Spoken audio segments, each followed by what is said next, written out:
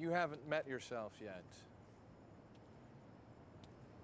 But the advantage to meeting others in the meantime is that one of them may present you to yourself.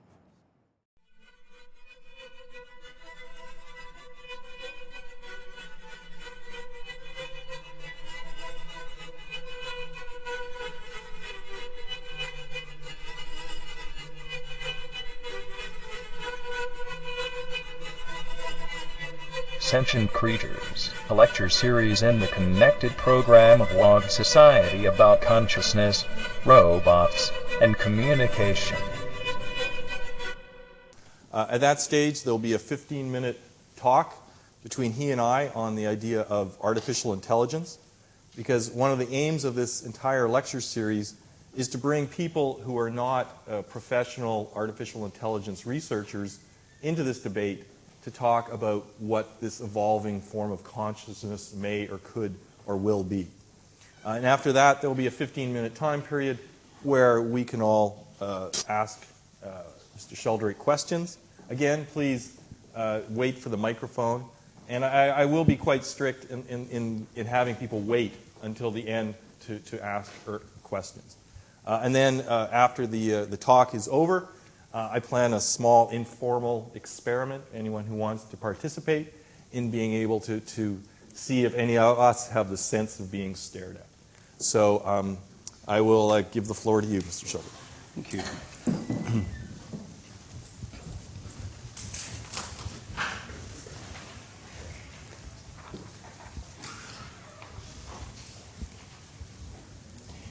Thank you. It's a pleasure to be here. The idea that I'm going to be talking about this evening is that our minds are not confined to the insides of our heads. They're not all in our brains. What I'm going to suggest is our minds are fields of activity rooted in our brains, but which stretch out far beyond them. We're used to the idea of fields stretching out beyond material systems from magnets. The field of a magnet extends much further than the limit of the iron bar. And the field of a cell phone extends much further than the object you hold in your hand. If it didn't, it wouldn't work. So we're very familiar with the idea of fields rooted in material systems that stretch out beyond them. What I'm going to suggest is that our minds are fields rooted in the physical system of our brain, but stretching out beyond them in every act of perception. And I think a lot of phenomena that at present seem paranormal actually seem perfectly normal as soon as we adopt the idea of the extended mind. Because this leads to a very different way of the way that a very different idea of the way intelligence works, it has implications for artificial intelligence. And actually, these implications were seen with remarkable clarity right at the very beginning of the entire field. In his classic 1950 paper on machine intelligence, Alan Turing made a comment that's very little known in the world of artificial intelligence, which is very relevant to what I'm saying this evening. You remember that his test was whether you could, if you were conversing with a machine or a person, if you couldn't tell the person from the machine, you were in a separate room, then that would be a test of whether the machine had intelligence. It was a very famous idea. But there was one thing that Turing thought the computer couldn't do. That was telepathy. Turing was convinced that, in his own words, the statistical evidence for telepathy is overwhelming. Turing was convinced that it existed, and he thought that the way to run a test, to test between a person and a machine, would be to do a telepathy test. Here's the account of it. Given that you had a human being gifted with ESP in one room and a computer in another, the player in his imitation game could ask the two candidates to guess a given sequence of cards. Since the computer, using a random number generator, would be able to guess only at chance levels, it would soon become clear which of the two was the human being and which was the computer. Fascinating that he should have taken what's really an implicit idea in telepathy, that the mind is extended beyond the brain, as the thing that would distinguish between computers and human beings. Well, what I'm going to talk about now is the idea of the extended mind, the mind beyond the brain, in ordinary visual perception. I'm not talking now about obscure, marginal phenomena. I'm talking about mainstream phenomena happening all the time, like you seeing me standing here. The normal way of understanding visual perception is known to everyone in this room. It's, of course, that light reflected from me goes through the electromagnetic field, enters your eye, through the lens, inverted images on your retinas, changes in the cone cells, electrical impulses up the optic nerve, changes in the brain, electrical and chemical changes in various regions of the brain. So far, so good. This has been studied in great detail. But then comes something very mysterious. You form a conscious image of me. There's nothing in any of the standard computing way that people think about vision to explain why you should have a conscious image at all. It should just be a matter of wires processing information. But in fact, you do have a conscious image of me. And the second mystery, rarely discussed, but very problematic when you think about it, is that your conscious image of me is supposed to be a kind of virtual reality show going on inside your head. It's all supposed to be inside your head, because the conventional assumption is that the mind is the brain. It's all in the head. Now, I imagine that none of you are experiencing your image of me as being located inside your head. I'm guessing that you're experiencing it as being located right here where I'm standing. And the theory I want to put forward is so simple that it's really hard to understand. And that is that your image of me is located right here. It's an image in your mind. It's interpreted by your mind, but it's not inside your head. It's outside your head where it seems to be. So I'm suggesting vision involves a two-way process, an inward movement of light and an outward projection of the entire visual world. Everything you see is projected out. In a sense, your mind is reaching out to touch what you're looking at. The virtual reality show isn't in your head. It's projected out and coinciding with the actual world. Sometimes it doesn't. Then you have an illusion or a hallucination. But usually it does. And if it didn't, we'd bump into things all the time and wouldn't survive very long. When you think about the conventional view that it's all inside the head, it leads to a very absurd paradox, which very few people actually think through. If the whole room that you're experiencing, all this perceptual world is inside your head, then if you look outside when you're outdoors and you look up at the stars, then they're inside your head too. So your skull must be beyond the sky. This is the subject of a recent paper in Brain and Behavioral Science, where someone's pointed out this is the implication of the normal view. The skull is beyond the sky. I'm saying the skull's right where it seems to be, and the perceptual world's out there. This is not a new theory. It's the theory advocated by Plato, is believed by most of the ancient Greeks and Romans, most of the medieval philosophers. It's believed by traditional people all over the world, taught by Hindu and Tibetan sages. The only people who don't believe it are people with a scientific education in the West for the last 350 years. And as a matter of fact, even young children believe that vision's a two-way process. Jean Piaget, in his studies on children's intellectual development, showed that until the age of 10 or 11, the average child believed that vision involved projection out as well as a movement of light in. However, he said by the age of 10 or 11, the average child learns the correct view, which is that thoughts and images are invisible things located inside the head. Now, most of us assimilated that idea when we were far too young to think about it, or certainly to challenge it. And so it becomes an implicit assumption of our whole culture, even though no one's ever seen an image inside anyone's head. There's virtually no evidence for it whatsoever, and yet it's almost universally believed. It's a very deep-seated habit of thought.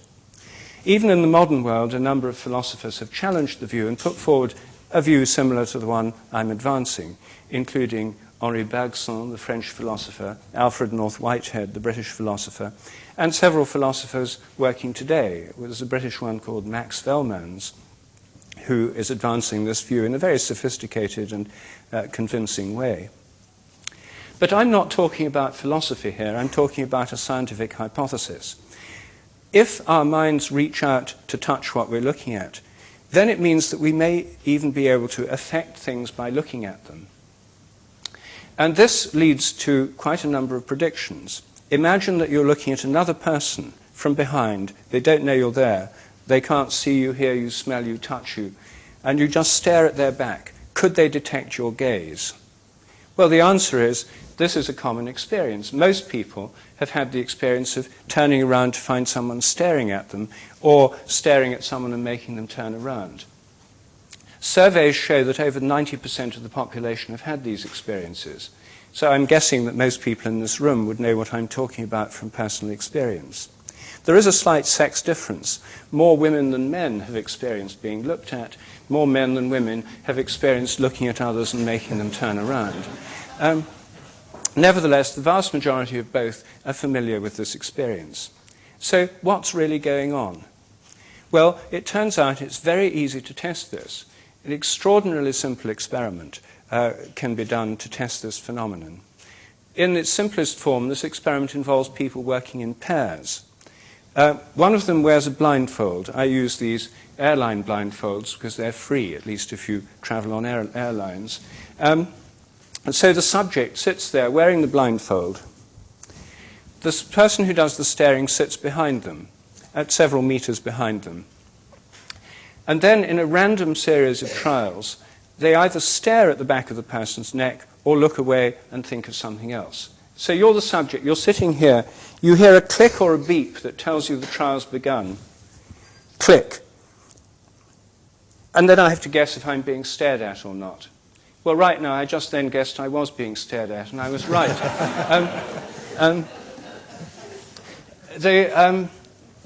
But it's a very simple test. You're right or you're wrong. By chance, you'd be right 50% of the time. In fact, people are right very consistently more than 50%. This gives extraordinarily repeatable results. This experiment is so simple, a child can do it. And in fact, thousands of children already have done it. It's been done widely in schools in Britain, Germany, and the United States. And thousands of adults have done it too. The pattern of results is extremely clear and predictable. By the way, you may be surprised to see me using overheads here in a center such as this. The reason I do it is I had so many problems with PowerPoint, because I use a Mac, that the last seminar I gave was at the Microsoft Research Center in Seattle. And I said to them, will your PowerPoint system work? And they said, sure. And I said, well, let's try it. And they said, no need to try it. So I put my disk in, and of course it didn't work, because it's a Mac system. And I said, have you got a Mac? They said, no. We have to... So a guy had to go for half an hour around the campus till they found a Mac. They emailed the program over. And then he said, no, it's fine. And I said, well, I just want to check it. So I checked, and there were no pictures on the things. It needed another program they hadn't got. He said, well, we can download it from the internet. And I said, the seminar begins in 2 minutes. So there was only one answer. They had to trundle on the overhead projector.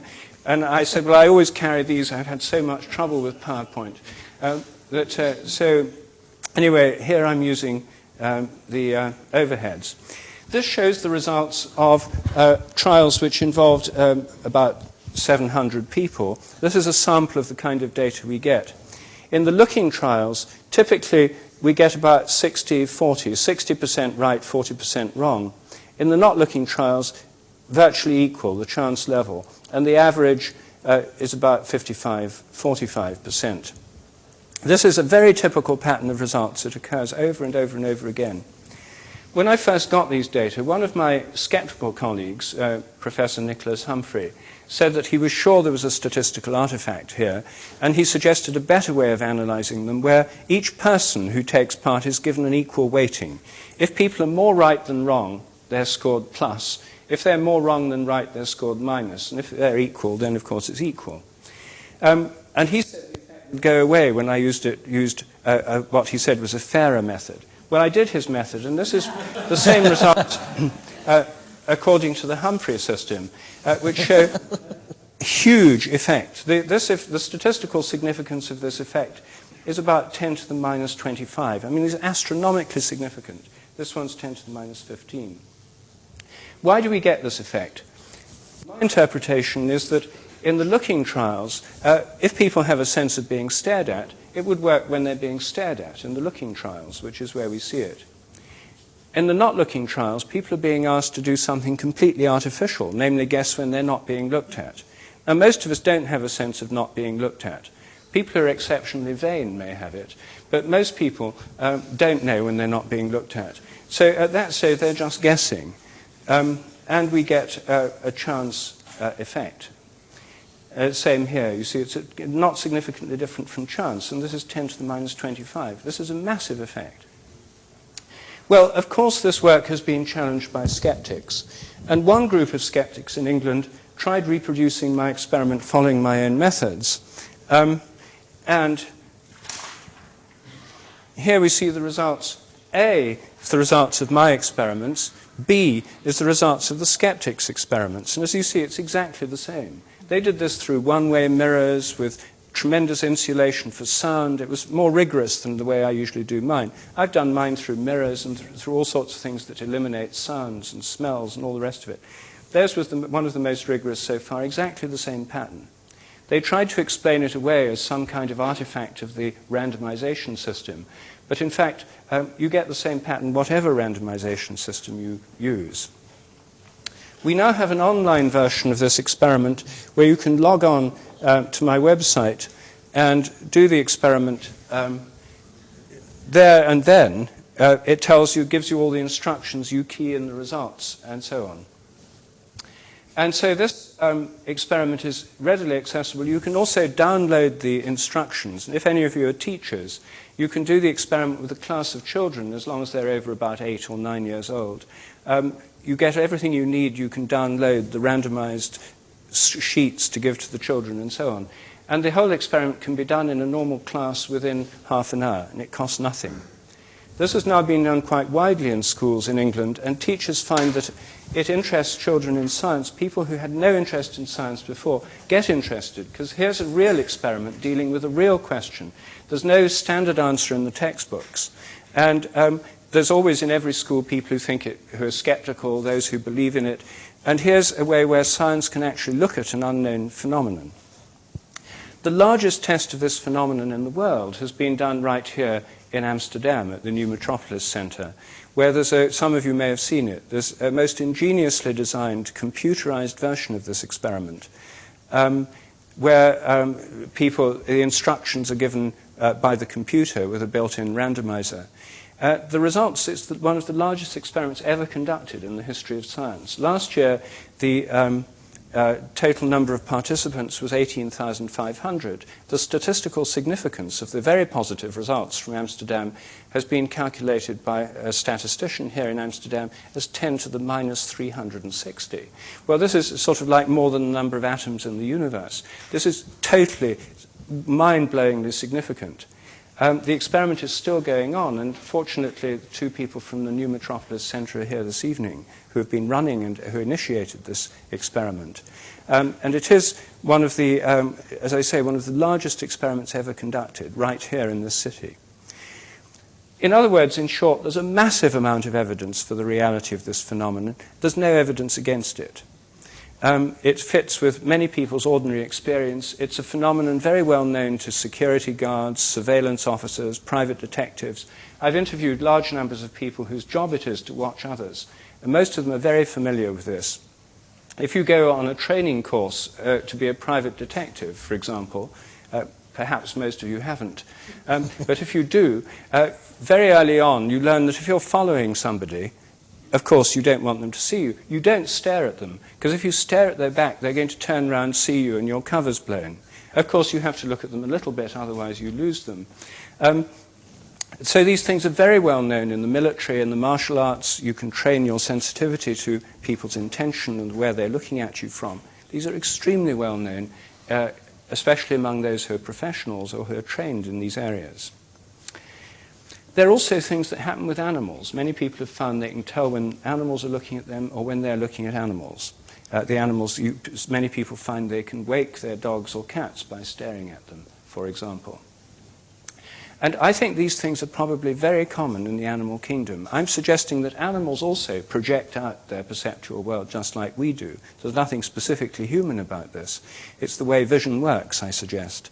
And I think that in the animal kingdom, this may go back a very long way indeed, possibly even to the first stages of the evolution of the eye, which was about 530 million years ago. In predator-prey relationships, if any prey animal could detect when a predator was looking at it and get out of the way, it would obviously increase its chance of survival. And I think that's really what lies behind a phenomenon that's normally treated as if it's completely at the margins of human experience, and yet everybody knows about. Until 10 years ago, there'd only been 3 published papers on this subject in the entire psychological literature for a century. It's been a totally taboo subject, precisely because it raises such enormous implications about the way our minds work and the way vision works. It also, of course, has a large amount of folklore associated with it in countries like Greece, Turkey, the Arab world, India, and indeed most parts of the world, in beliefs in the evil eye. I don't know what you call it in Dutch, but I mean, most languages have a word for this.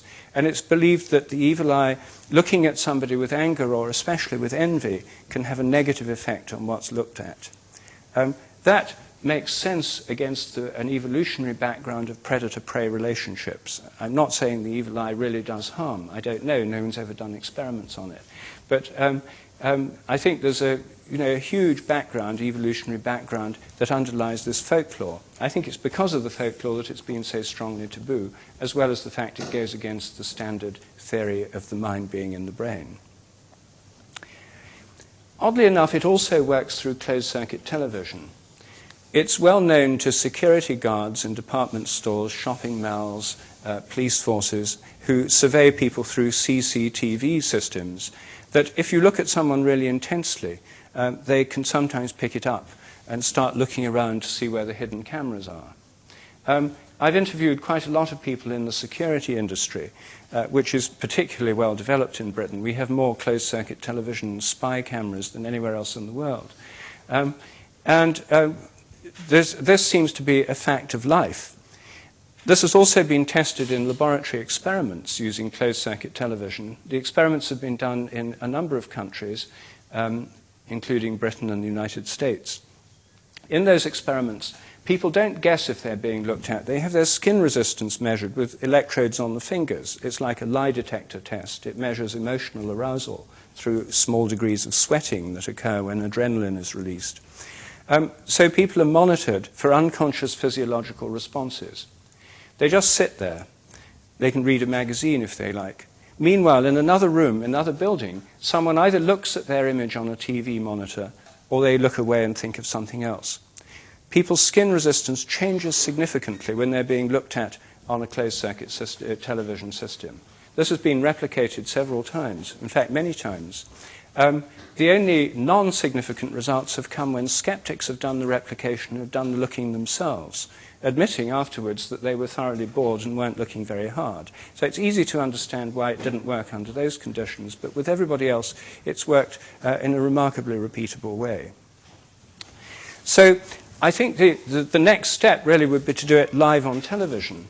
The kind of experiment Graham's planning to do this evening, later on, where you have a number of subjects and only one is looked at, that can be done on television. If you had 3 or 4 people in the studio, one of them was shown on television to millions of viewers, the others were not for 5 or 10 seconds. And then at the end of the trial, they all had to guess if they'd been looked at or not. Could they tell the difference between millions of people looking at them and no one looking at them? This could be done live on television. It could give instant statistics. If it worked, it would be absolutely astonishing, and this phenomenon would be proved beyond a shadow of doubt when it had been replicated a few times. It would also tell us something about television, normally considered a medium that just sends stuff out. But if there's an influence back on those who are in the public eye, people in the public eye might be a little bit more careful about being on television in the first place, because it may not always be a good effect that it produces. Anyway, here's a massive amount of data for a very simple phenomenon. Anyone here can check it out uniquely in Europe by going along to the local science museum and do it for yourself. Anyone can check it out on the web. Millions of people, well, not millions, but thousands of people already have. There's already a massively significant body of data. Much is published in peer-reviewed journals, and you can find texts of my papers on my website. The full texts are available there. This is also summarized in my most recent book called The Sense of Being Stared At and Other Aspects of the Extended Mind, recently published in Britain and America, not yet in Dutch. Well, these observations point to the mind having a field-like nature, that the mind is extended beyond the limits of the brain. There's a whole other lot of evidence that points to this too, and that's evidence for telepathy. I'm now going to talk about some of this evidence, but before that I want to say something about what I think the evolutionary origins of telepathy may be. I'm arguing that telepathy is normal, not paranormal. I think it's part of our biological nature. It's extremely common. It's only called paranormal against a background of a theory of mind that says it can't happen. Then it seems paranormal. If you define the normal as what actually happens in the real world, most people have experienced it, many animals show it, it's perfectly normal and common. I'm saying it's part of our animal nature that we share with animals. Its evolutionary origins lie way back in the animal kingdom, and I think they're to do with the organization of social groups. Flocks of birds, for example, quite often can turn almost at the same time without bumping into each other. I'm thinking of starlings, for example. In the winter, we have huge flocks of starlings in Britain, thousands of birds. And when you see them flying, it's quite astonishing to see how they do this without bumping into each other. And they do it too quickly to respond just to their nearest neighbors. There are, of course, computer models of flocks of birds. The most famous from the 80s is Craig Reynolds' Boyd's model, which you can see on the internet. These are rather naive biologically. They work as computational devices for animation, like in The Lion King. But they're very naive. They don't correspond to what happens in reality. They depend on the Boyd looking at its nearest neighbors and doing computations about their average speed and direction. In fact, these things happen far too quickly in flocks of birds for birds to be able to react to their neighbors. They happen in milliseconds, too quickly for them to see things, process it in the brain, send impulses on nerves to the muscles, and so on. And these Boyd's models are, as I say, very naive biologically, although they're useful for animating Walt Disney films. The latest state-of-the-art models of flock movement in birds are indeed field models. John Toner at the University of Oregon, for example, has a field model of bird movement that's much more convincing and treats the entire flock as a field, and the individuals are responding to the field in which they're embedded. I think, in fact, that there is a field of the whole flock. It's what I call a morphic field. It's an example of this kind of biological field that I think is at work in nature. These mental fields underlying the sense of being stared at are another version of morphic field. So I think that there's a field around the whole flock, and that the individuals are responding to this field. The same in schools of fish, where you can have huge schools of fish that can change direction almost instantaneously without bumping into each other. I think these are field phenomena too. And the same kind of field computer models work well for fish as well. I think packs of wolves, herds of deer, may be coordinated by morphic fields. And in fact, I think these fields enable them to keep in touch and communicate at a distance. If you think of wolves, when the adults go out hunting, the young are left in the den, usually with a babysitter, and wounded wolves hide out somewhere else. The members of the group are separated, sometimes by hundreds of kilometers. And yet, the social group is still a unit. They're all still bonded to each other. I think when they go apart, the field that links them all stretches, rather like an invisible elastic band. It doesn't break. So they continue to be connected through this field at a distance. A change in one can affect the others. And I think that's the basis for telepathy. A physical analogy comes from quantum non-locality. As many of you probably know, within physics, it's a well-established fact that parts of the same quantum system, if they've been part of the same complex system, if they move apart, a change in one is instantaneously reflected in the other at a distance. When Einstein realized this implication of quantum theory, he thought that quantum theory must be wrong because it allowed what he called a spooky action at a distance. However, experiments show that quantum theory is right, Einstein was wrong. This is now being applied in quantum computation, particularly in encryption programs. There's a lot of interest in quantum non-locality now. And recent experiments in Austria have revealed another twist on this, which is called quantum teleportation. Very weird things are allowed by quantum theory, including connections at a distance between parts of a system that have been separated. If you think of wolf packs, they're all parts of the system. They're part of a pack. They're separated. A change in one can affect the others. I'm not saying telepathy can be explained by quantum non-locality. Maybe it can, maybe it can't. We don't know enough about quantum non-locality yet, but it's certainly rather like it.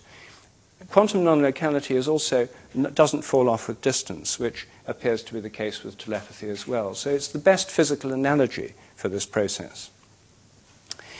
Okay, well, I think that this is involved in animal groups separated at a distance.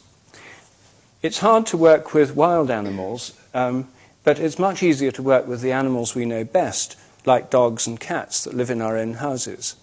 Pets, when they're in a human family, form bonds with their human owners and often become very tightly bonded. And these would create the conditions for telepathic communication, according to the view I'm putting forward. In fact, many pet owners believe that their animals can pick up their thoughts and intentions. I've done massive surveys of pet owners and built up huge databases, more than 5,000 case histories, of seemingly inexplicable behavior by dogs, cats, parrots, horses, and other domestic animals. And over again, people have noticed forms of behavior that suggest a telepathic communication between the person and the pet. Many cat owners, for example, have noticed that their cats seem to pick up their intention to take them to the vet and disappear. We had hundreds of stories from cat owners about this phenomenon. And of course, most of them, after it's happened a few times, realize that it's no use getting out the cat-carrying basket and saying, you're going to the vet. In fact, they usually try and not get out the basket. They try and not think about the vet. And some of them, when this happens many times, even try making the appointment from the vet when they're at work, so the cat doesn't overhear the telephone call. And then they go home to pick up the cat, and when they get there, it's still disappeared. We got so many of these stories that we did a survey to find out if this was really true. We surveyed all 65 veterinary clinics listed in the North London Yellow Pages. 64 out of 65 said they frequently had a problem with people missing appointments with the cat because it had disappeared. The one remaining one said it happened so often they'd given up an appointment system for cats. People just had to turn up with their animals.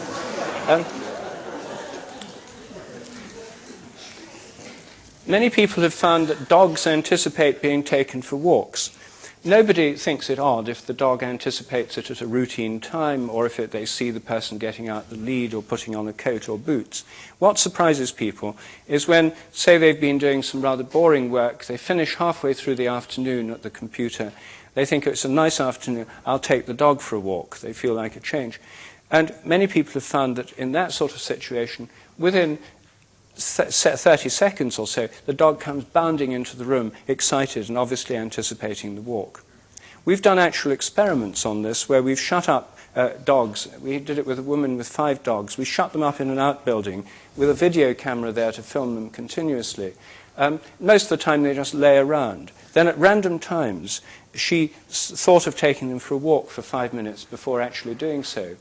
And in those, during that 5 minutes, you can actually see on the video the dogs getting more and more excited until when she walks in the door, they're sitting in an eager semicircle around the door waiting for her to come in. They couldn't have heard her or seen anything because it's in a different building and she didn't move until just before the walk. The phenomenon that I've studied most is the phenomenon of animals knowing when their owners are coming home.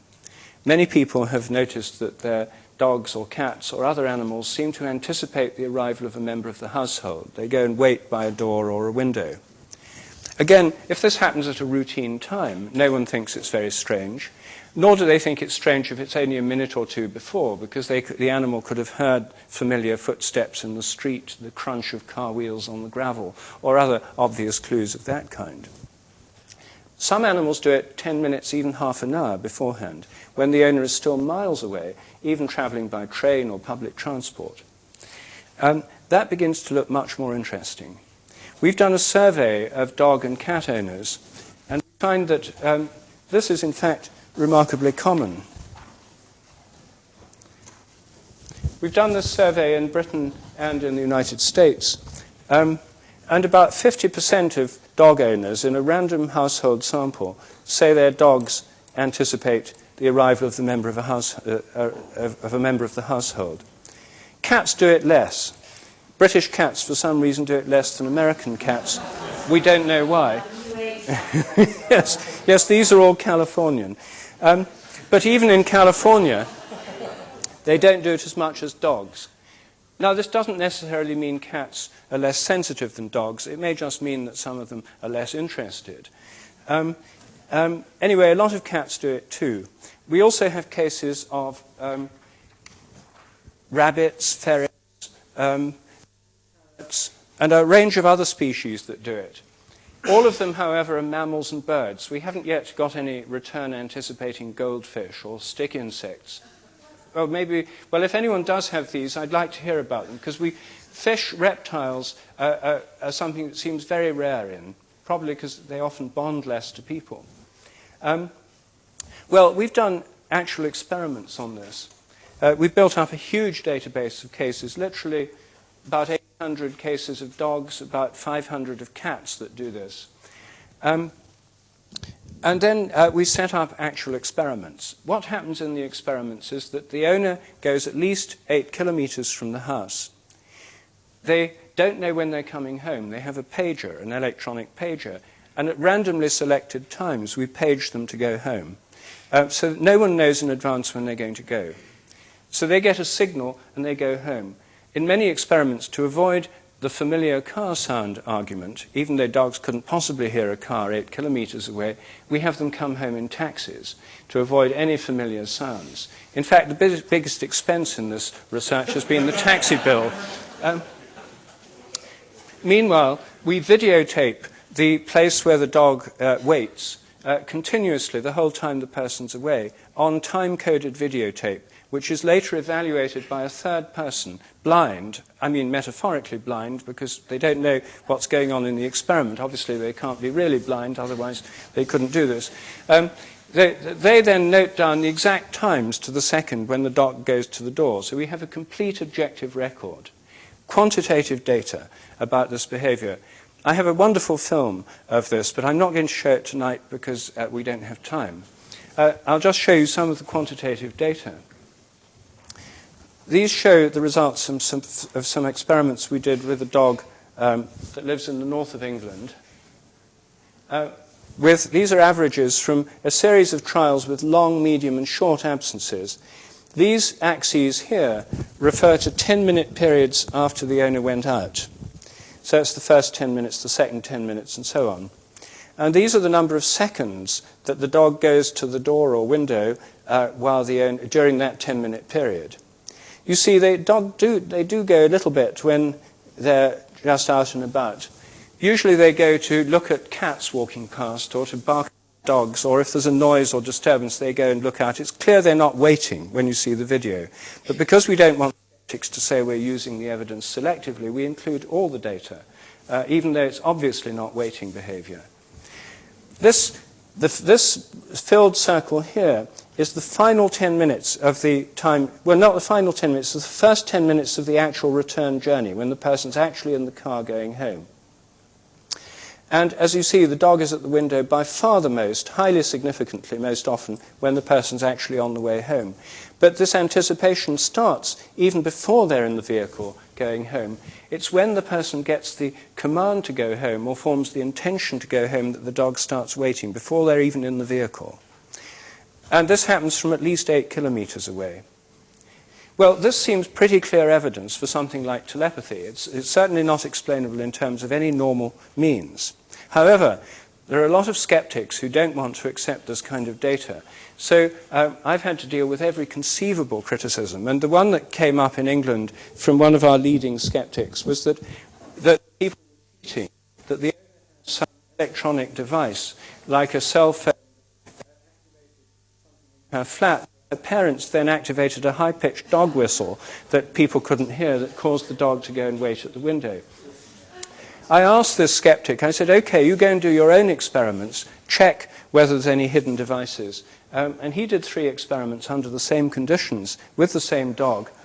And the results of those trials, done by Richard Wiseman, one of our British skeptics are shown in these graphs here, following the same method. And as you see, he replicated the phenomenon exactly. And these data are hugely significant statistically. The dog was at the window 78% of the time when she was on the way home, and only an average of 4% when she wasn't. Significant at the p equals 0.02 level, just on 3 trials. So it's a robust phenomenon that shows up even when he was watching the dog the entire time. His assistant was with Pam, the owner of the dog, making sure there were no calls and so forth. Everything was filmed, and they used his car as well as taxis, which the dog didn't know, and that's what they found. So this phenomenon has now been replicated. It's also been replicated with other dogs. So I think the evidence for telepathy with animals is actually quite strong. Millions of people believe in it because they've experienced it. There's a kind of knee-jerk skepticism about it among many people, especially within institutional science.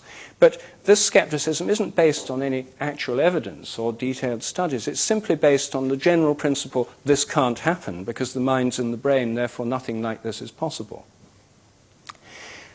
Now, since my book describing these investigations with animals was published in 1999, it's called Dogs That Know When Their Owners Are Coming Home and Other Unexplained Powers of Animals.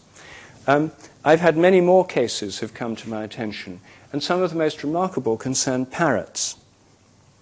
It turns out that parrots are some of the most astonishingly psychic or telepathic animals around.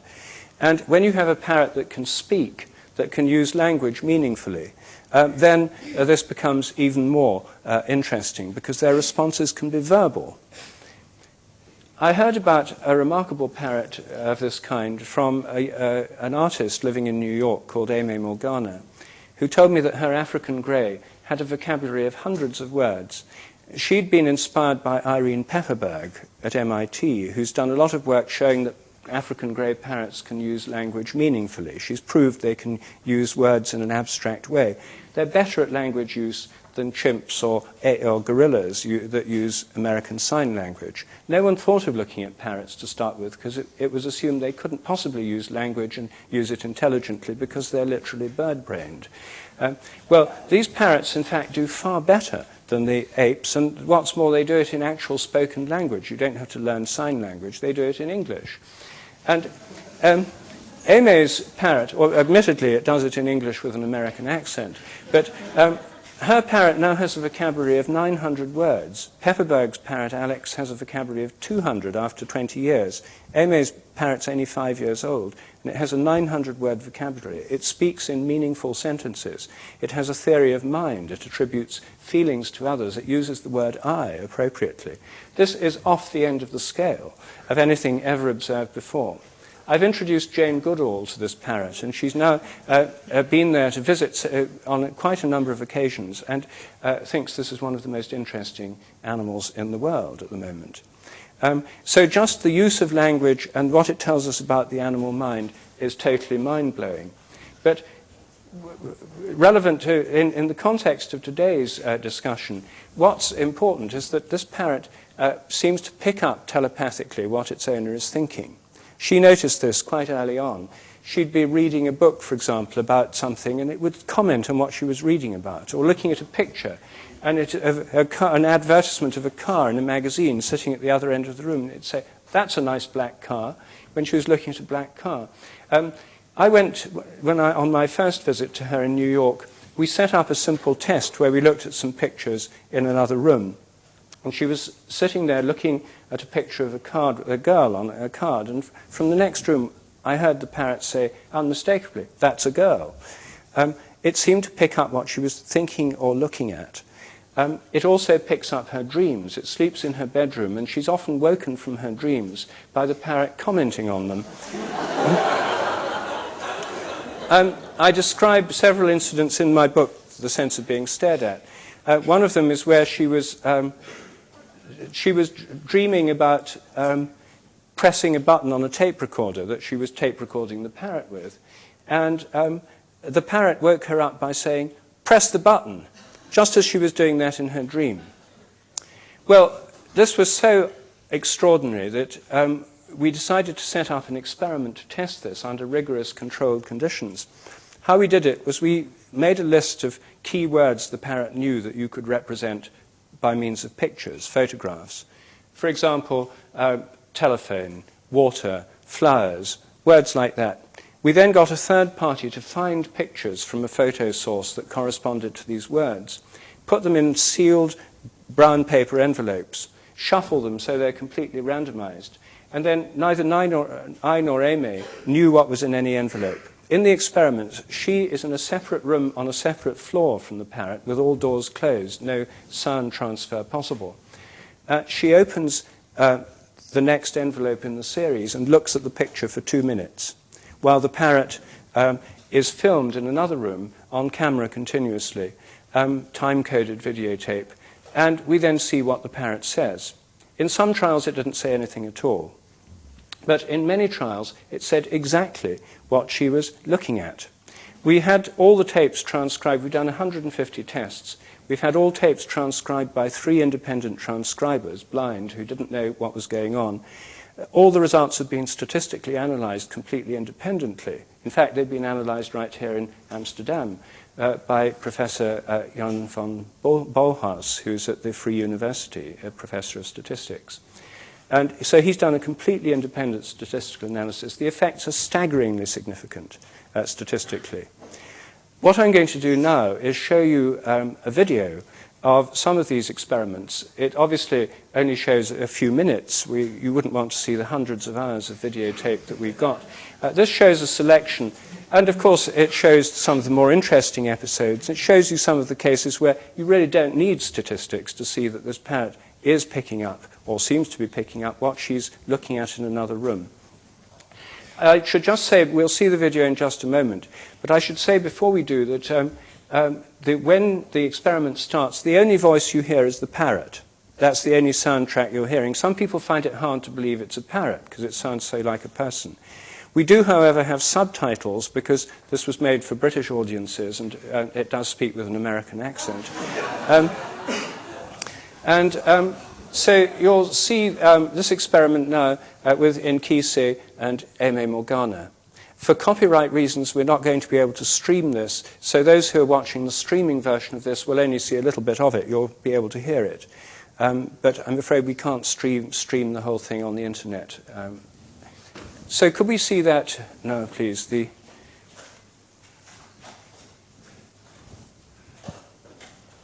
Working for several years to train my parrots to understand and use Sound spoken up. language appropriately.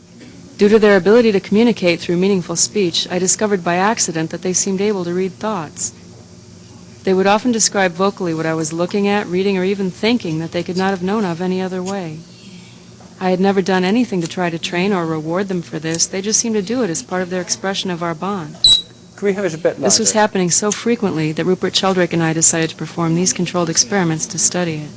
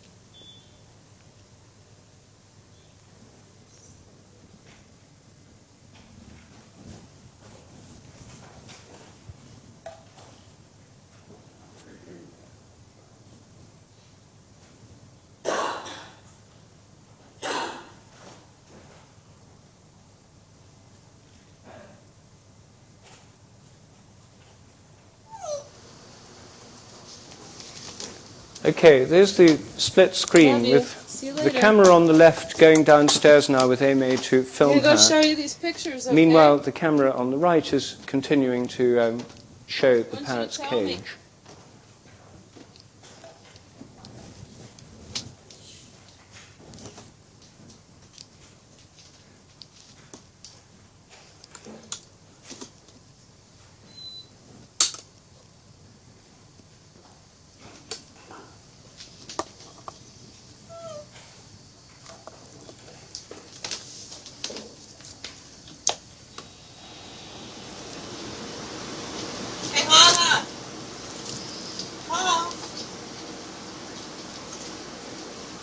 Okay, so she's going to open the envelopes and look at the one picture for 2 minutes.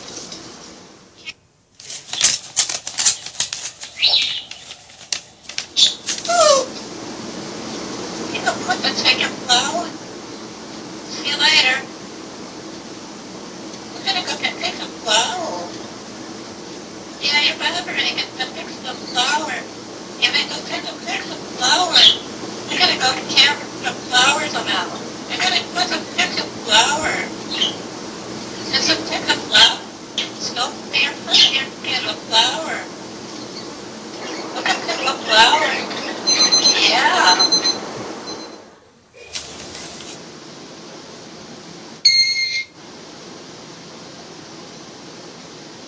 My pretty, come on.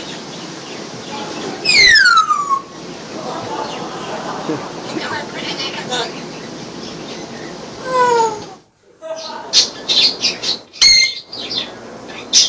Are you cold?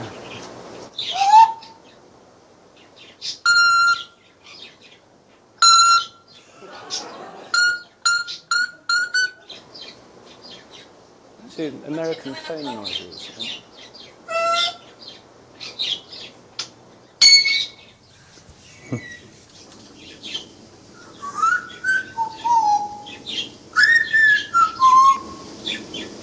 So cool. Get your head up.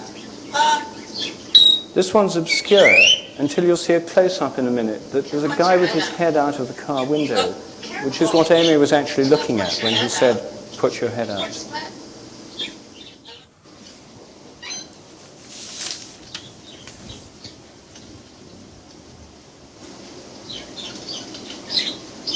Oh, can I have your hug? Can I give you a hug? Your hug? Oh, tickle, tickle, tickle. Oh, I got you. Oh, I got you. Now, in a minute, when you watch the parrot, you can see its beak moving as it speaks in just a few seconds. Got you. Can I have a kiss? Okay. Can I have a kiss? Hurry up. Okay. I can't reach you. Okay.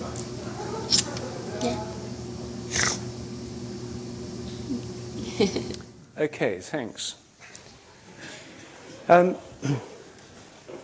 Well, as you see, this is just absolutely mind-boggling. And when you're in the room with the parrot, it's doing this kind of thing all the time. It's done it with me on several occasions. You know, picked up what I was thinking about in a way that was totally astonishing.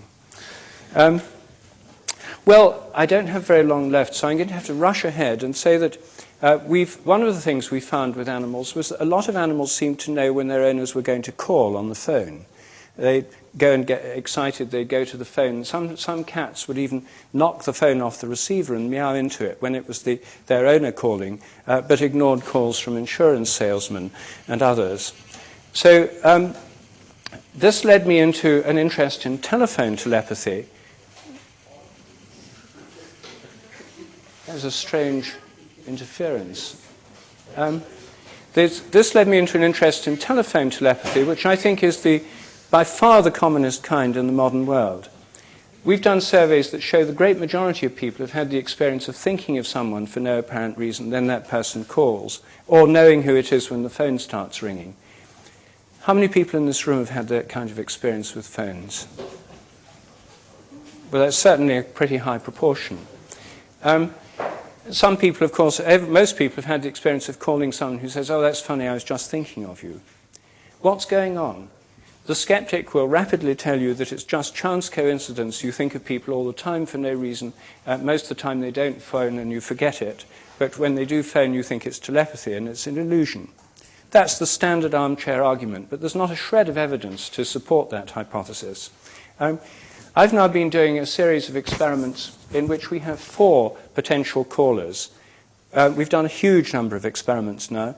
In these experiments, if you were the subject, you'd name 4 people it might happen with. You sit at home on camera, being filmed continuously. We pick one of the 4 at random, tell them to ring you. You know the phone's going to ring at a particular time. You know it's going to be one of these 4 people. But before you pick it up, you have to guess who. I think it's John. pick it up. Hi, John. Right or wrong? 25%, 1 in 4 chance of getting it right by chance. We've done 1,000 of these trials so far. The average success rate is 42%.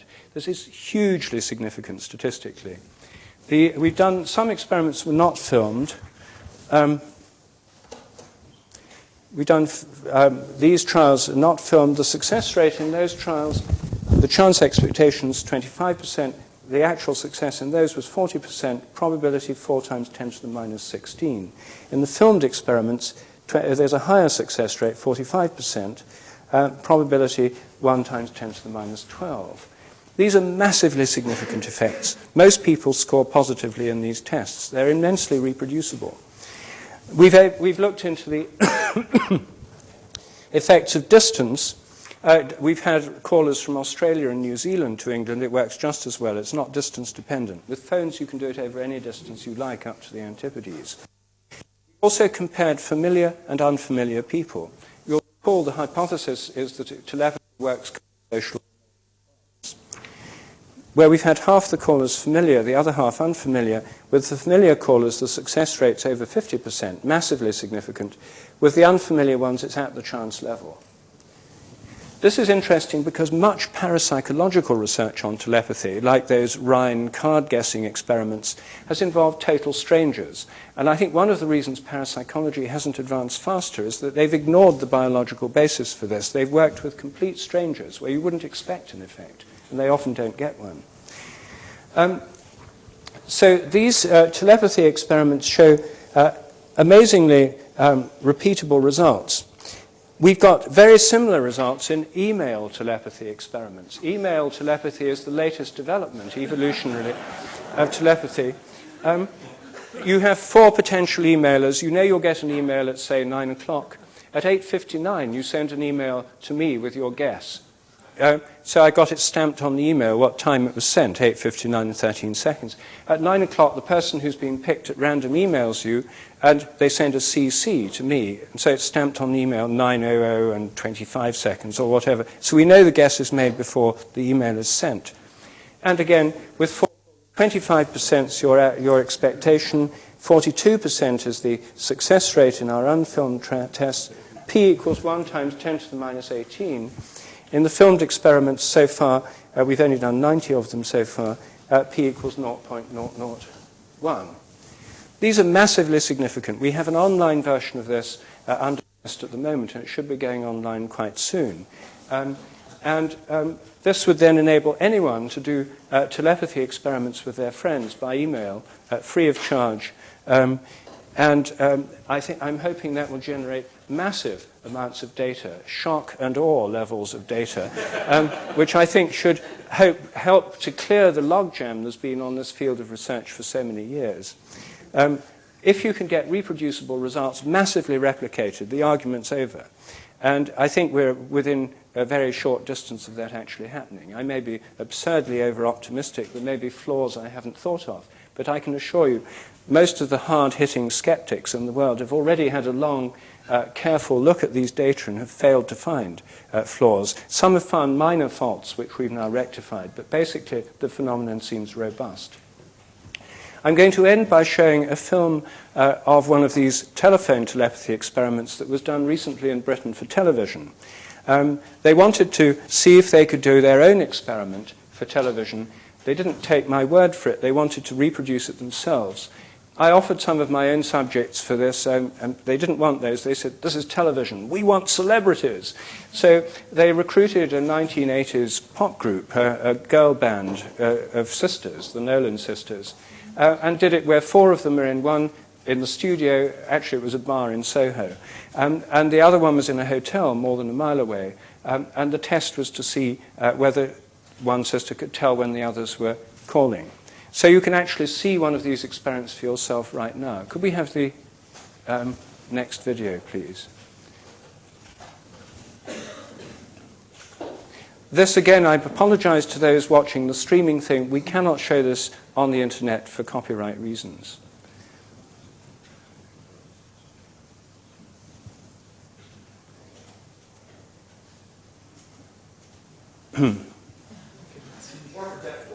Yes, yes, there's a technical hitch. Well,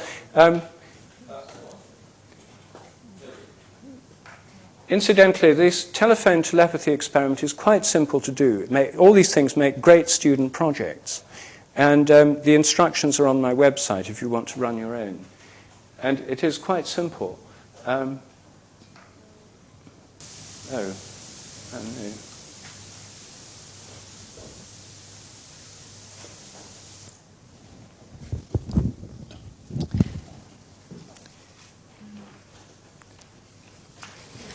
Well, let me just go on a little bit.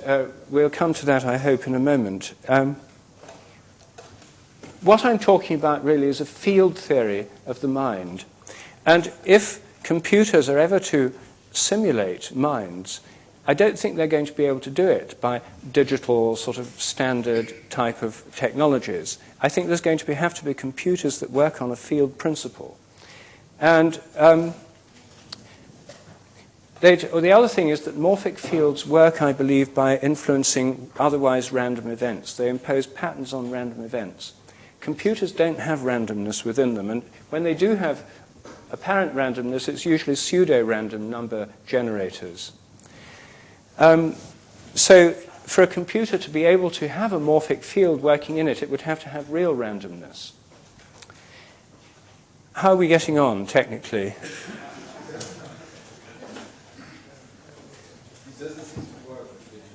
Well, it worked when we tested it a little while ago. Well, there you are.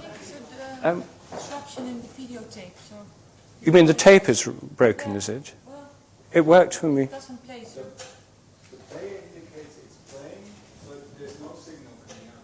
Really? Because it worked when we tested it. It looked like it was playing, but it was on a blank perfectly.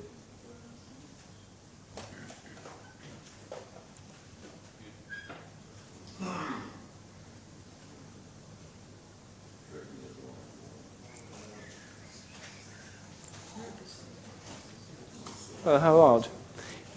Okay, well, look, let me finish off talking about we'll have the discussion in a moment. We may not be able to see the tape for obvious reasons. I think that if computers are to work, they'd have to have true randomness within them. And there was a very interesting thing happened a few years ago in Britain. There's a computer magazine called Computer Shopper. And I was just sitting at home innocently one day when the telephone started ringing, the BBC, television, CNN News, and so on. And they all said they'd read Computer Shopper magazine on this incredible breakthrough. And I said, well, what incredible breakthrough? Because I didn't know anything about it. And they said, and then I got, of course, rushed down to a shop and got a copy. And what it said was that there was a report that people had tried to look for morphic resonance in computers. They'd got a computer doing a genetic algorithm that converges on a solution over a certain number of trials. And they'd got the computer working on genuine randomness. There was a real randomizer, they said. And they repeated the trial over and over again. And the computer learned it faster and faster. There seemed to be a learning effect due to what they suggested was morphic resonance, this memory effect that I think is inherent in morphic fields. With a pseudo-random number generator, this didn't happen. Well, obviously, if this was true, this was a total breakthrough that would change the world as we know it, because if computers had morphic resonance, they could communicate worldwide without the need for satellites, wires, modems, airport cards, or anything. There'd be a collective memory and so forth. So I called up the magazine, and I said, I've got to speak to the people who wrote this article. And I got hold of the chap who'd written the article, and he said, well, he said, this is going haywire. We're getting calls at the office. The switchboards are jammed. And I said, well, look, please explain what's going on. He said, well, you know, I hate to have to say this, but take a look at the issue you've got in your hand. And I said, yes. He said, take a look at the date. I looked at the top, April the 1st. He said, it's our April Fool issue. He said, but it's worked far too well. And suddenly, all around the world, there were ripples of excitement of this whole new computer technology that was opening up. It turned out they'd thought up this idea. I met the guys who'd done it in a pub a few days later, and they'd thought it up on a rather drunken evening a bit before April the 1st. And they tried to think of something that could just be plausible. And this was what they came up with. It was very, very interesting. Someone in America, a programmer called Steve Rook, actually tried to do this experiment using a graphics program. with real randomization. Unfortunately, he got sidetracked. His graphics program was generating a computer art of such originality and staggering beauty that he went into the computer art business and forgot the morphic resonance experiment. So it's never been done. But I think that the computers that work quantum computing, where it is based on quantum non-locality, quantum effects, may well converge with some of these things I've been talking about. I think regular digital programmed computers with non-randomness within them, working according to kind of cognitive psychology type principles, there's not much chance of getting very far very fast. So I think that this does have implications. If minds work in a very different way from the way they're usually assumed to, as I think they do, if they're field phenomena, the way we might model them and get artificial intelligence would be very different from many of the approaches that have been pursued so far. At any rate, I'd just like to end by saying that at the very least, these investigations show that there's a huge amount we still don't understand, and a vast amount more that we need to investigate. Thank you.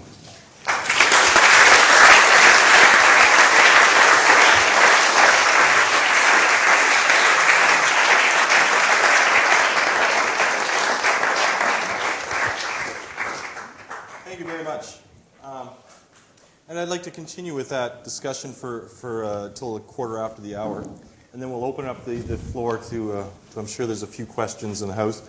And after that, I think we'll try and see the video afterwards.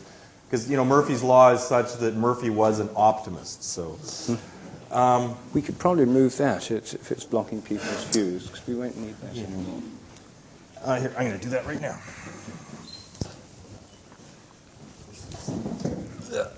Technology from the last century. But which works. Which does work. And I'd like to continue with that with, you know, I know you know Dick Bierman, who's the Global Consciousness Project. He's one of our lecturers in 2 weeks. And they're looking at the idea of random computers that are running random number generators all over the world, and then having global events like the thing at 9/11 actually affecting those machines, which to me implies, if the research is valid, and it's been going on at Princeton for 20 years now by groups of engineers, that machines could be affected by morphic fields. Is that something that you think is possible? Oh, I think machines, and I think random event, true randomness, I think can be affected by morphic fields. It's how morphic fields, I think, work. I mean, I find these Princeton global consciousness experiments a bit puzzling because they're so unbiological. There's no particular reason why people's thoughts about 9/11 should affect a random event generator that they don't even know is there. I mean, it's very amazing it works at all. I would never have predicted something like that, I must say. But in terms of the bigger question of can we influence random events through morphic fields, or do morphic fields, that's the entire hypothesis, and I think that would be something you'd expect. It's also the case, as I mentioned, that the vast majority of modern computers don't have real randomness anywhere in them. The last thing people want is real randomness in their computer. You press a button to do one thing and something else happens. I mean, it does sometimes happen anyway. But nearly all computer randomization programs are pseudo-random number generators with no real randomness, only a simulation of it. The key thing there is they developed an electronic randomizer. Yeah. And do you think then that if a computer or groups of computers could develop intelligence, artificial intelligence, that its morphic field could influence us? Would it be possible to work in the opposite ways, I wonder? Or is it the concept of someone that's conscious, something that's sentient creates the morphic field? Morphic fields organize self-organizing systems, and insofar as one could create, I mean, if one could create a computer that had a field working in and through it, I suppose it could influence us. I mean, it would depend on bonding, but some people are pretty bonded to their computers, so it's not inconceivable. I mean, this is taking us into a realm of speculation I haven't even conceived of before. So, but it's, you know, if pets can influence us, I mean, because this influencing pets telepathically can work the other way around too. Most people are much less sensitive than pets, so it works much less the other way. but quite a number of people are influenced by their pets. People with cats particularly. A lot of people have told me that the cat, if they don't have a cat flap, the cat has to have a door or window open to come in. Some people who own cats have found that for no apparent reason, they get up from whatever they're doing, go and open the door or window as if in a kind of hypnotic trance, and just to see the cat walking up the bottom of the garden towards the door. You know, a bit like those infrared garage door openers. The cat's sort of getting people to do what it likes telepathically. So it can work the other way, and I suppose, possibly, if people bonded with their intelligent computers, it could work from the computer to the person.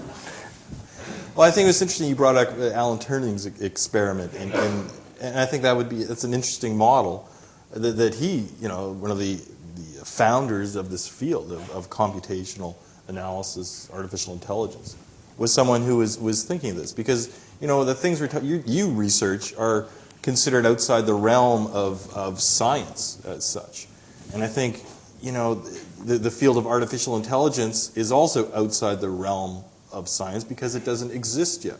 I mean, there are many people who say it cannot exist, it will not exist. Many say it may. What are your feelings? Will you see this in your lifetime? Well, I think if artificial intelligence research actually looked at field-like systems and real randomness, possibly, I think if it goes on with the sort of standard old-style artificial intelligence, very, very little chance at all. In fact, it's been enormously disappointing to many people in the field. I mean, the hype we were hearing 10, 20 years ago about artificial intelligence, most of it just simply hasn't come true. And so I think if there is an attempt to look at more field-like situations, this could happen. There was a fascinating report in today's New Scientist, I read on the plane coming here from London, about a new system of computation. They've got junctions that can't recognize, they can only recognize 0 or 1, and in some networks they wanted to have them being able to recognize symmetrical or asymmetrical situations. No normal way could do it. They set up what they called a liquid interface. They had a little bit of water here, and if it was a 1, this side would vibrate the water. If it was a 0, it wouldn't vibrate. If two sides were vibrating, you get patterns of ripples set up. If it's vibrated from one side or another, they're asymmetric. If it's vibrated from both sides at the same time or from neither at the same time, it's symmetric. And a little camera picks up these ripples. And the ripples integrate these effects. And when one looks at the surface of a pond and you throw stones in, every stone you throw in causes ripples which the pond automatically integrates in. It's a field system. Mm-hmm. And to have a field, a liquid surface, I've always thought would be a great way of creating a model of a field. And here's the very first time I've seen a liquid interface computer. Liquid computing, it's called. And they think it has a bright future. I was really excited by that. Well, that's fascinating. I mean, I think, you know, when I read research by Marvin Minsky, one of the founders of the AI field, and his kinds of critiques on how it's not moving fast enough, you know, it may be the minds of the researchers that's the problem. They're not open to new ideas and looking at data in ways that allow them to make these kinds of breakthroughs. Well, I think they're working within a paradigm, and people like Daniel Dennett, who's a fairly sophisticated philosopher, much influenced by artificial intelligence, he's an out-and-out materialist, and he's a very clever defender of the materialist point of view, but it does keep it within this very limited materialism. It's all in the brain. And this has behind it a whole agenda that goes back to the 18th century, rationalism and so on. Nothing wrong with being rational. In fact, I'm all in favor of it. What I'm against is when rationalism becomes a dogma and a limitation on the real use of reason and science. And I think for many people it has. And there's an ideological commitment, which is way beyond any kind of ordinary, lightly held scientific hypothesis. It's very deep-seated, and it's the same thing that gives rise to the kind of knee-jerk skepticism about telepathy and so on. Most people have this knee-jerk skepticism, know nothing whatever about the evidence. And they're in a model of total denial because it doesn't fit a particular worldview. I think that has been a terrible prison for much of institutional science, dealing both with psychology and with artificial intelligence. Well, it's interesting. I'd like to open up the floor now to see if there's anyone with a question. And I see a very first one back there. And Fleur is going to most graciously be our mind. I mean, you gave us a lot of statistics, but I don't know, either in the Western world or on your travels in India, maybe you met some people that totally had 100% accuracy in knowing that someone was watching them, or is it always like 3 out of 5? Or well, yes. Some of the very first experiments I did on the sense of being stared at were with my own children. My own children are the sort of participants of first resort in my research. And they started young. I think the first staring experiment I did with them was when my older son was 4 years old. And when I explained to him, I said, you sit there, you're going to wear this blindfold, I'm going to sit behind you, and sometimes I'm going to look at you, and sometimes I'm not. You have to say when I'm looking at you, when I'm not. He was 100% correct. It was astonishing. He said, you're looking now, Daddy. He said, no, you're not looking, Daddy. And then he was amazingly correct. It was astonishing how good he was at this. But then he said, can I do it with you? I said, well, okay. He did it with me, and I was only just above chance. And then he learned that you can be wrong, and doubt set in. And he was never as good after that. He's still pretty good at it. He's above chance. But this 100% success was completely mind-blowing to me. And there was no possibility of this 4-year-old child cheating. He was under complete observation and so forth. And he wouldn't have thought of it. I treated it as a kind of game. So yes, there have been cases like that. And I think actually telepathy between parents and children is one of the commonest and most biological kinds. One of the things I've looked at and discuss in my book is mother-baby telepathy. Many mothers who are breastfeeding find that when they're away from their baby, their milk lets down, their nipples start leaking. It's a characteristic physiological response to the baby's needs. Usually happens when the baby cries. But they could be kilometers away from their baby. Most mothers, when this happens, either go home or phone home. And we've done a statistical study with 20 nursing mothers, which show that they're not always right, but they're right far more than chance. The odds against chance are 1 billion to 1. I mean, it's a hugely significant effect.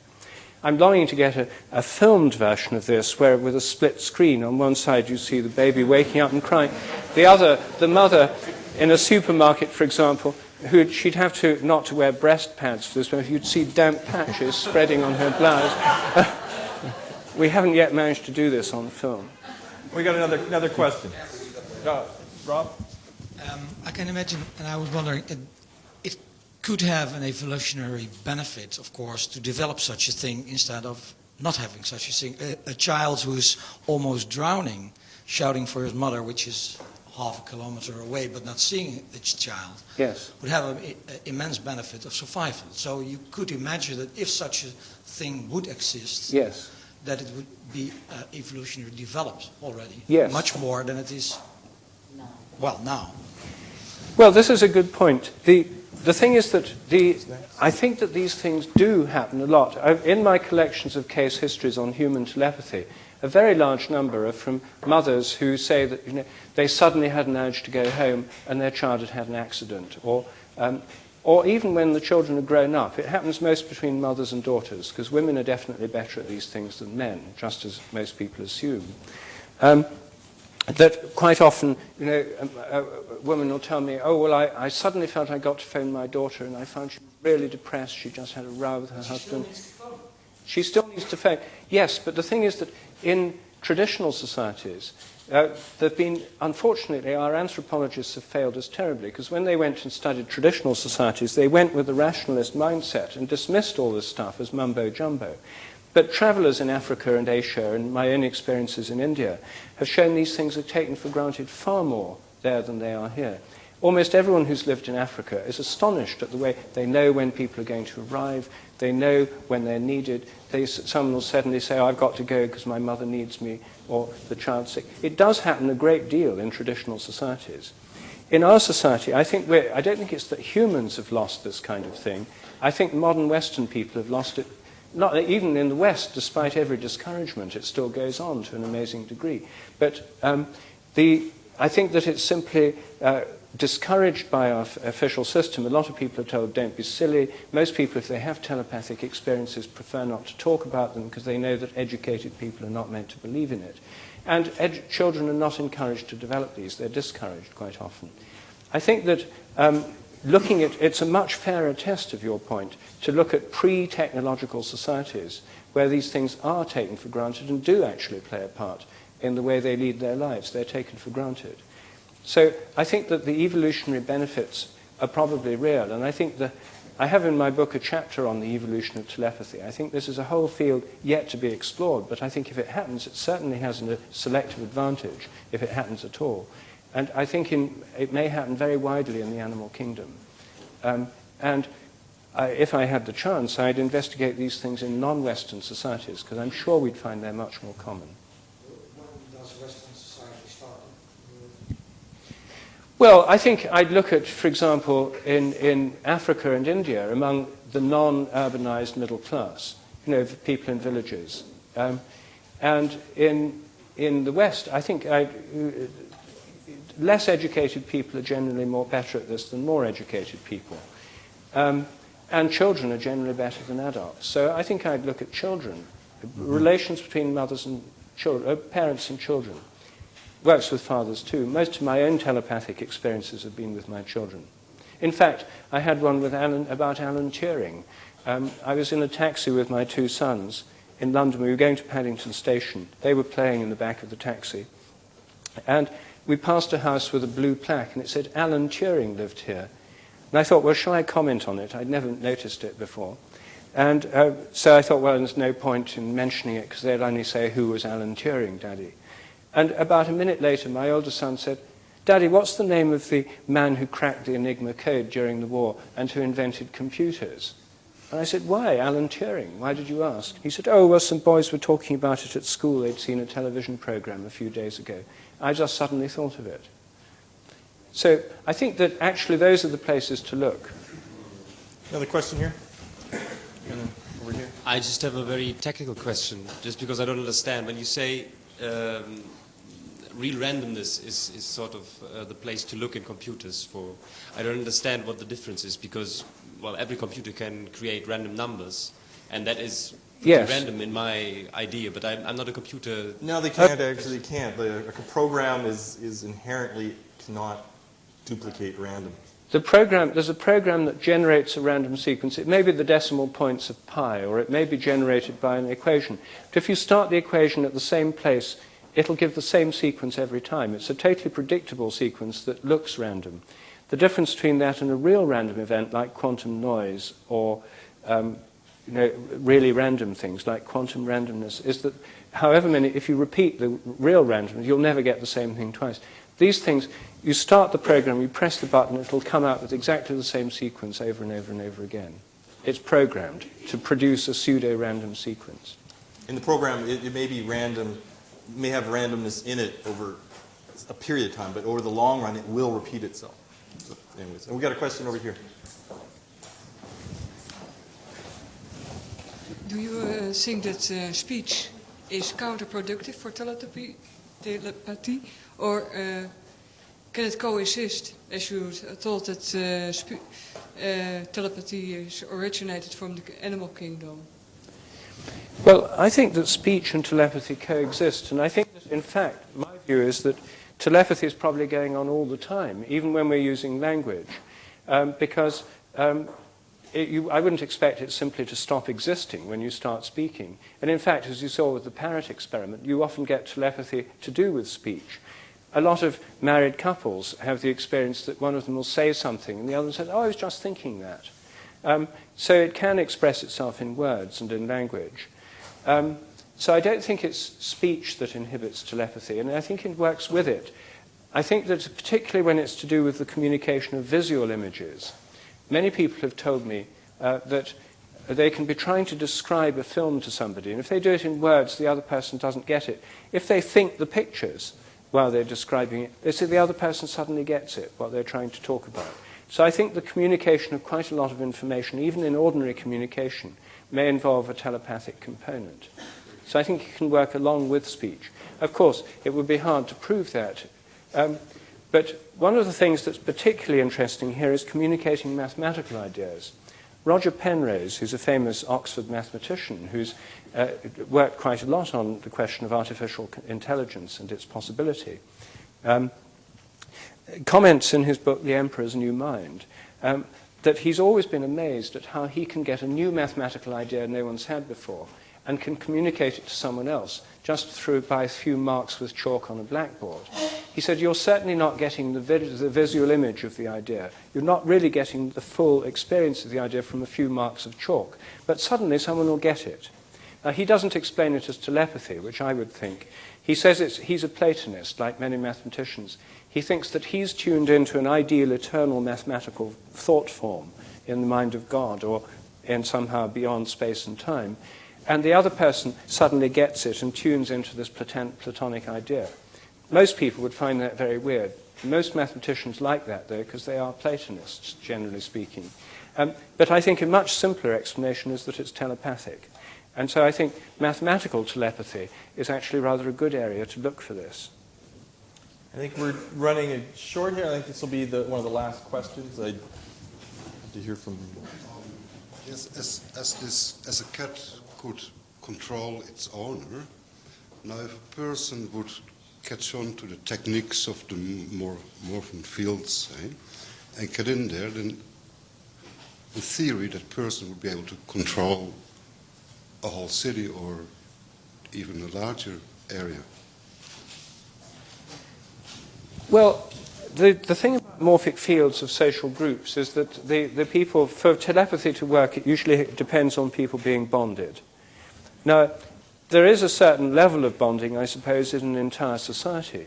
Charismatic political leaders, whether they're good or bad influences on the society, are ones who somehow seem to tap into the field of the whole group and do influence the way the thinking goes. And this is one of the features of a charismatic leader, this ability to influence, as it were, the whole social field. So I think that probably does involve a kind of field phenomenon. And of course it can be used for good or for ill. And if the advertising industry found out how to do it more effectively, I'm sure they would. But I think these things are going on all the time anyway. It's not as if there's a new principle here. It's simply bringing to consciousness something which I think is happening anyway. And I think we have a last question back here. Okay. I want to know, why do people feel nervous when they show up on the camera, first of all? And is it because they know that they're being stared at? Well, I think the bigger question is, why do some people feel nervous about standing up in front of other people and making a public speech, for example? Some people are completely terrified of saying anything in public. I think it may be something to do with the focusing of attention on them. And of course, it's not just cameras. The same happens with any speech. It happens with actors in plays. And actors in plays, in a theatre, are very much influenced by the atmosphere and the quality of attention that's coming to them. So I think these are things of common experience, that when many people's attention is focused on you, you are linked in a kind of field. So for some people, it produces this kind of panic response. I don't know quite why. I've never actually studied that point, but it's certainly related to everything we've been talking about. And there is a kind of field effect of collected attention when a lot of people are concentrating on the same thing, as in a lecture like this, or in a theatre, or in television. Now we're coming to the end of the streaming part of the program, and in a few minutes we'll cut the link to the internet. But I think there's more questions. People can stay around and ask her more questions. And we're going to try and reverse Murphy's Law and get the videotape working. And we're also going to do a staring experiment. So there's lots more happening. I think we should all thank for our online audience, Mr. Sheldrake, for his most amazing...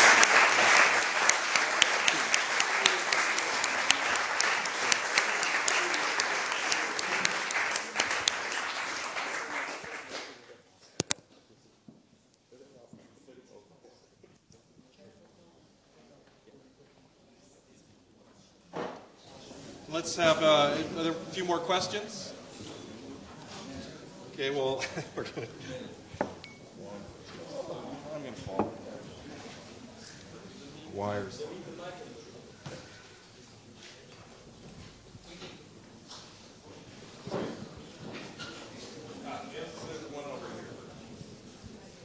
Thank you. Yeah, I wonder if you have any theory what could be the physical basis of telepathy and within the morphic field. Are we talking particles? Are we talking waves? What are your thoughts on that? Well, I wish I knew. I think that morphic fields, I think, are closer to quantum fields than to any other kind we know in physics. And I think these telepathic phenomena, which are not distance dependent, I mean, it's not only in my own research, but all research and all the anecdotal evidence also shows a non-distance dependence in telepathy. I think the closest analogy is quantum non-locality. And in quantum non-locality, when one particle, you know, in the classic experiment where you have two photons leaving an atom going in opposite directions, you measure the polarization of one, and instantaneously the other one takes up the opposite polarization. Now, the influence that goes from one to the other is not in that mediated by particles there. Particles could not travel faster than the speed of light, and yet these particles are moving away at the speed of light. They're photons, so it's twice the speed of light. The influence is moving. So it's not particles. It's a kind of field effect which is described in quantum field theory in some higher dimensional space. Quantum field theory has lots of extra dimensions, and you know, exactly how we conceive of these is another question. In fact, you can't really conceive of them. But the field equations of quantum theory allow for this kind of thing, even though there's nothing actually moving in between them. So that's the kind of physics which provides the best analogies. I don't think this is at all like electromagnetic radiation, where you have radiating at light from a point source having an inverse square law effect, or gravity. This is a different phenomenon, and that's the best analogy. And I wish I knew more. There are several quantum physicists very interested in this phenomenon, but most quantum theorists don't spend any time thinking about telepathy, because they're obviously not going to get grants for doing that, and they'd have to do it in secret anyway. But if there's a massive amount of evidence for telepathy, if we have what's an agreed and established fact, and I think we could be in that situation soon, then I think there'll be a lot more people think that it's worth turning their attention to thinking about the theoretical basis. I'm not a physicist. I don't know enough maths to do that myself. There are plenty of physicists who could look at this kind of thing. One of the ones who's doing so is Brian Josephson, who got the Nobel Prize for his inventing the Josephson junction. He spends most of his time now thinking about telepathy and quantum physics. He's a professor at Cambridge. So there are a few people already thinking about this. I know you are familiar with the phenomenon of family constellations of Bert Hellinger. Yes. Where a group of people have information about a field of a family of somebody who they don't know at all. Can you say something about that, what you think that's happening there? Well, does everyone here know about Bert Hellinger? Not really. No. Oh, well, I'll have to explain something about Hellinger for it to make sense to anyone else then. Briefly, there's a German psychotherapist called Bert Hellinger who's developed a system called systemic family therapy, which is a very remarkable system, which is enormously popular and influential in Germany and is not so well known in the English-speaking world. How it works is that, say you have some problem in your family, you'd be sitting by him and he'd then say, okay, set up your family constellation. You pick someone to represent your father, your mother, your brothers, your sisters, and then you arrange them. So you might put the father looking like this, and you might put one of the sisters next to him, and then the mother might be over there looking into the distance with her back to the father. You arrange them as you think the family could be represented, and it's like a static tableau. This is a little bit like some Gestalt therapy of family techniques. But what happens is that it, as it were, models the family field. And he thinks of it as a kind of field phenomenon. Sometimes the people who are standing in for people in the family, he can ask them, how do you feel? And people pick up emotions which correspond remarkably to those of the person in that position in the family. He thinks of it as a field phenomenon. I think the family is a field. The field, it's a social group with a morphic field. Morphic fields, according to my hypothesis, have a kind of built-in memory through morphic resonance. And Hellinger's system often finds that disturbances in the present family are related to past generations where there were disturbances in the family field. There's a sort of unconscious family patterns that influence people now without them realizing why. One of the things that causes particularly big problems is when people have committed suicide, or when children have died young and haven't been acknowledged, and they've sort of blotted out of people's memories. These missing members of the family create great disturbances in the field, and when he discovers such a thing, he finds a person, he picks someone to stand in and replaces the missing person. It has a healing effect on the field. He claims that quite often the person who's undergoing this therapy can have an extraordinary sense of liberation and healing, and quite often when they get home, members of the family they haven't spoken to for years call up and say, "What's happened? I feel something's really changed in our family." There's a kind of telepathic effect on the rest of the family. These are claims that Hellinger and his followers often make. I've been trying to persuade some of his associates, particularly Hunter Beaumont, who works in Germany, to do proper research on this, to document these cases. And Hunter's actually interested in doing that. I think it's a fascinating way of looking at this.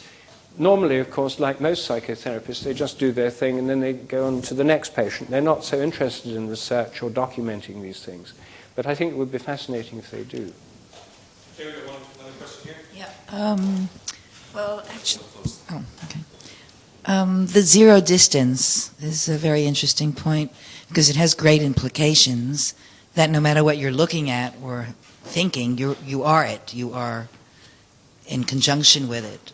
So looking out into space and would make everything just not there, but just wherever your eyes or ears or any of your senses are.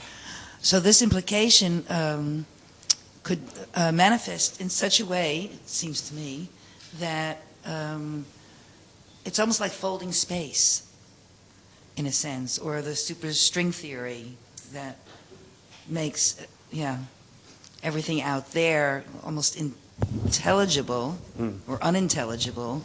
We can work with that here because we all have it. Well, I think there's a difference between the sense of being stared at, which has a distance dependence because it's dependent on light. And, someone can tell if you're staring at them when they're a few meters away. If they're a mile away and you can't see them, obviously it's not going to work. So there is a distance dependence in that phenomenon. However, I think as long as you can see the object that's far away, I think if you look at a distant star, your mind in a sense touches it. And I think our minds can literally reach out into the heavens and connect us with the stars. Of course, it would be hard to test that. So I think the sense of being stared at has a distance dependence because it depends on light, which has a distance dependence. When it comes to telepathy and you have these bonds, then that's where you don't get this distance dependence, as long as the bond is there. I think if you're talking to someone you don't know, you've only just met, there could be a telepathic communication while you're interacting, but as soon as you're apart, there isn't a kind of ongoing bond unless they've had a huge effect on you. Normally these bonds take time to build up. They contain a kind of memory of the past interactions. So then once the bond is there, then you'd have this non-local effect. That is very like non-locality in quantum theory. It has to be the same system before you get non-locality. It's not any old electron or photon that will influence any other. They've got to have been part of the same interacting system. So, yes, I think it does lead to a very different sense of these, but in a sense we already know these things because when people are very close to someone, even if they're in Australia or the other side of the world, they still feel that bond. People carry around photos of their loved ones. They think about them, they pray for them, and so on, however far away they are. So we already know that social bonds aren't broken simply by distance if they're strong social bonds. Yes, I think you could call this, all these things you could call the sixth sense, or actually in Germany they call them the seventh sense, which is the term I prefer. Because some biologists have claimed that the electromagnetic sense is the sixth sense. Some birds can detect magnetic fields, some fish can detect electric fields. So they say, okay, here's the sixth sense, it's electromagnetic field sense. That's fine by me. So, okay, to avoid confusion, let's call all this the seventh sense. This new book of mine in German is called Der siebte Sinn des Menschen, the seventh sense of people. And so I quite like the seventh sense. I prefer that terminology to saying it's extrasensory perception, which just simply means it's beyond the senses, makes it mysterious. Or saying it's psychic, which is okay, but it leaves unanswered the question of how the psyche works.